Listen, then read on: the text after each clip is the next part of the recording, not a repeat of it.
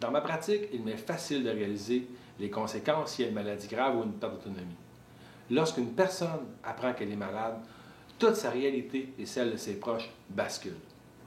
Le stress causé par la maladie est difficilement mesurable, mais aujourd'hui, l'impact financier causé par cette dernière est facilement calculable.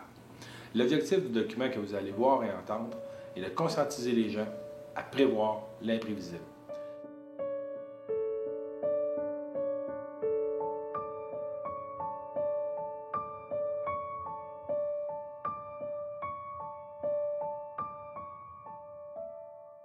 Le premier témoignage que vous allez voir est celui de Lynn Madon, ma sœur. Il y a de ça quelques années, Lynn a appris le diagnostic d'une maladie grave. Pour toute notre famille, ce fut le choc. Au début de ma carrière, je croyais profondément que le plus important était d'investir pour sa retraite. Lorsque ma sœur a eu son diagnostic, j'ai rapidement compris que cela pouvait être insuffisant. Aujourd'hui, j'aborde les produits d'assurance comme un outil d'investissement. Leur impact, advenant cette situation, peut être vraiment important. La sclérose en plaques, ça dépend toujours des personnes, mais c'est le système nerveux qui est atteint. Donc, toutes les parties du corps contiennent des nerfs. On ne sait pas. Ça peut être un bras, ça peut être les deux bras, ça peut être une jambe, les deux jambes, le corps en entier, la parole, la vessie, les intestins. Il n'y a pas un bout du corps qui peut ne pas être atteint. Moi, personnellement, je te dirais que j'ai comme les mâchoires, le nez, les yeux, les bras, le cou. Là, je ne sais plus où me foutre et ça dure une demi-heure. Là, je hurlerais, mais ça ne change rien de hurler. C'est sûr que les larmes coulent tout seules, ça fait trop mal.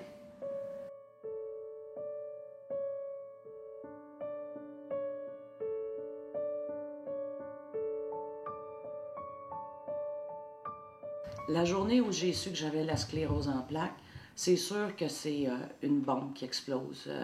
Le ciel vient de tomber sur la tête. On ne peut pas y croire. Ça se peut pas que ça soit inouï. Premièrement, moi, je n'avais aucune idée que je pouvais avoir la sclérose en plaques. Oui, on a certains médicaments qui sont couverts, d'autres qui appellent médicaments d'exception qui ne sont pas couverts, que ça prend des autorisations spéciales. Justement, dernièrement, j'en avais un qui initialement coûtait 120 $ par mois parce que j'avais une petite dose. Mais le médecin a augmenté, c'est devenu à 360 $ par mois, non couvert par la régie. Si tu n'as pas à penser à monétairement que, bon, comme aujourd'hui, je vous dis, ça coûte, admettons, 300 $ de médicaments, mais quand tu ne l'as pas, le Moses de 300 $, au bout de l'année, ça en fait beaucoup de sous. Mais quand on ne l'a pas, il faut se priver sur la nourriture, il faut se priver sur les vêtements, il faut se priver sur à peu près tout. Mais si j'avais eu 50, 100 000 $, je ne me casserais pas la tête à tous les mois pour arriver. Et le stress monétaire n'aide pas du tout. Parce que la maladie nous dit d'éviter toute forme de stress. Mais le seul stress que j'ai, c'est côté monétaire. Donc, si j'avais reçu un montant d'argent, ça serait plus facile. Présentement, j'ai aucun support, d'aucune façon. Je parle par le système. Si je reviendrais en arrière avant de savoir que j'avais la maladie, que tout allait bien, j'aurais voulu me protéger. C'est sûr qu'à 40 ans, on ne pense pas qu'on ne retournera jamais sur le marché du travail. Et tout arrête de fonctionner, là. On ne peut plus dire on va travailler plus fort pour avoir plus, puis accumuler une rente ou quelque chose. On ne peut plus, là, il n'y en a plus. Il n'y a plus moyen de le faire.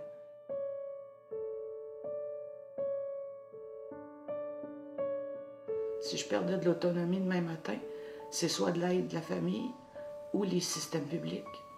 Parce que c'est sûr que qu'est-ce que j'ai comme revenu par mois, ça ne couvre aucun système privé. C'est certain qu'il n'y a aucun endroit qui me prendrait avec ce que je reçois par mois. Donc, la liste d'attente est longue.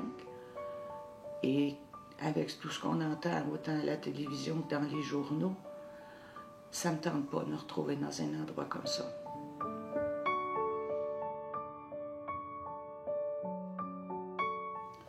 Le prochain intervenant, Éric Cadieux, travaille dans un centre hospitalier de soins de longue durée public. Éric va nous parler de la réalité d'aujourd'hui dans notre système de santé.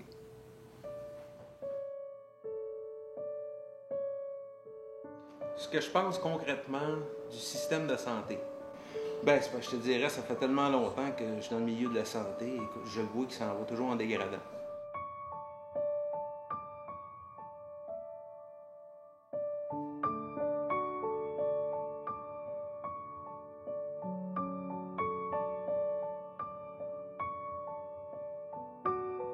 Il y a 10-15 ans, quand tu commençais à travailler dans le milieu de la santé, tu avais peut-être 3-4 bains à faire par jour. Tu avais du temps à consacrer aux gens. Tu pouvais jaser avec eux autres. Parce que c'est des gens qui ont besoin d'énormément d'écoute. Écoute, ils sont démunis, puis ils sont pognés, ils sont tout seuls, la plupart du temps. Fait que c'est des gens qui ont besoin de se confier, des gens qui ont besoin d'être rassurés. Aujourd'hui, on est dans un système où si tu vas faire, si je parle encore des bains, tu vas en faire entre 9 et 12 dans un avant-midi. Fait que ça, on appelle ça du travail à la chaîne. Tu n'as aucun temps à consacrer aux gens. Ça se passe très vite, puis faut que tu passes au suivant. Puis ces gens-là en souffrent beaucoup. Puis je trouve ça plate. C'est comment de vivre dans un CHSLD? Bien, c'est de vivre côte à côte avec des gens qui ont des gros problèmes de santé. C'est de vivre, avoir comme voisin de chambre quelqu'un qui est errant, qui va aller fouiller dans nos affaires. C'est de vivre avec une personne qui va crier toute la nuit. Soit parce qu'elle est souffrante, soit parce qu'elle a des hallucinations, tout simplement. C'est de vivre avec des gens qui peuvent être violents. Le système essaye le plus possible d'avoir ce qu'on appelle des unités prothétiques, où, disons, les cas les plus lourds en frais de violence ou d'errance vont être assemblés. Bien, c'est parce qu'il y en a de plus en plus, des unités prothétiques, bien, il n'y en a pas beaucoup, parce que ça coûte encore plus cher. Fait que ça, si on s'en va dans un CHSLD public, bien, c'est sûr qu'on peut avoir un voisin qui est comme ça. Puis la personne qui était chez eux encore la veille, puis qu'il y avait quelqu'un qui venait l'aider à la maison, qui avait les moyens de s'engager un aide à domicile, puis qui prenait son bain tous les jours, puis que son lavage était fait avec le savon qu'il voulait, puis que ses repas étaient préparés selon ses goûts, bien, c'est tout un choc. Parce que ça n'existe plus. Bien, l'idéal, selon moi, si on fait abstraction du côté financier, c'est de prendre un centre de luxe. Écoute, c'est comme aller en vacances, dans le fond. Là. Vous avez le choix entre un 1 étoile et un 5 étoiles. Si vous avez les moyens, allez dans un 5 étoiles, le service va être beaucoup mieux. Je ne connais pas grand monde en partant qui veut s'en aller dans un CHSLD, s'il arrive quelque chose. Là. Mais imaginez-vous quand on vit avec eux, on travaille avec eux, on passe notre vie avec eux, là, finalement. Là, on sait c'est quoi. Et je ne connais pas un employé qui voudrait être un client.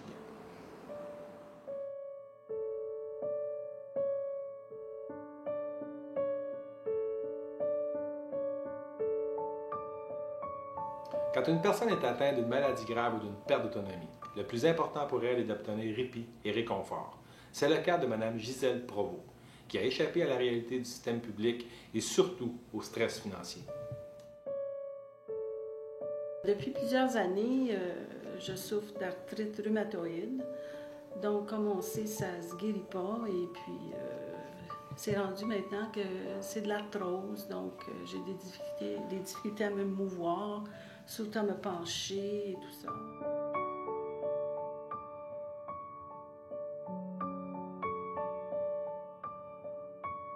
Puis j'ai adhéré à cette assurance-là il y a un peu plus de 2 ans, en pensant pas que j'en aurais besoin aussi rapidement, mais j'en ai vraiment besoin maintenant. Et puis j'ai besoin d'aide pour me vêtir et différentes choses. Donc ils vont me donner ce à quoi j'ai adhéré. Puis je suis hyper contente parce que ça me permet d'aller dans un endroit que j'ai choisi et puis qui est bien, qui au point de vue moral, parce que quand on est en perte d'autonomie, c'est sûr que quand on réalise ça, à un moment donné, ça donne un coup. Mais là, avec un endroit comme j'ai pu avoir, ça amoindrit le fait. S'il n'y avait pas eu de plan, je serais allée dans un endroit, comme j'expliquais tantôt, qui coûte moins cher, que selon mes moyens, c'est ce que j'aurais pu avoir. Un point, c'est tout. Puis déprimant, selon moi. Là, le fait que je sois semi-autonome, que je ne sois pas complètement en perte d'autonomie, puis que je peux recevoir ce plan-là, c'est fantastique parce que je peux fonctionner, tout ça. Vraiment, là, c'est un plan, moi, j'ai des gens qui m'ont dit quand j'ai adhéré à ce plan-là, tu te fais avoir, puis un tas de choses, puis ça ne paiera pas, en bout de ligne, ils ne voudront pas te payer, tout ça, mais j'ai la preuve, je l'ai l'argent, là. J'ai reçu une lettre cette semaine avec 2 chèques.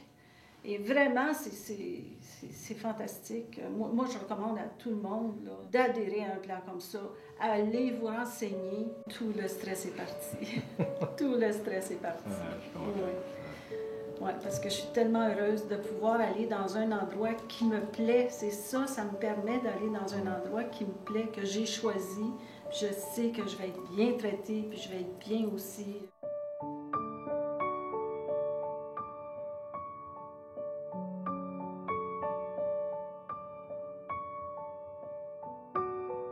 Il y a 2 grands sujets présentés dans ce documentaire. Le premier étant la maladie grave et l'autre, la perte d'autonomie. Votre conseiller en sécurité financière est en mesure de créer un plan adapté à votre capacité budgétaire et à votre situation financière. C'est beaucoup plus que simplement financier. On parle du respect de votre dignité.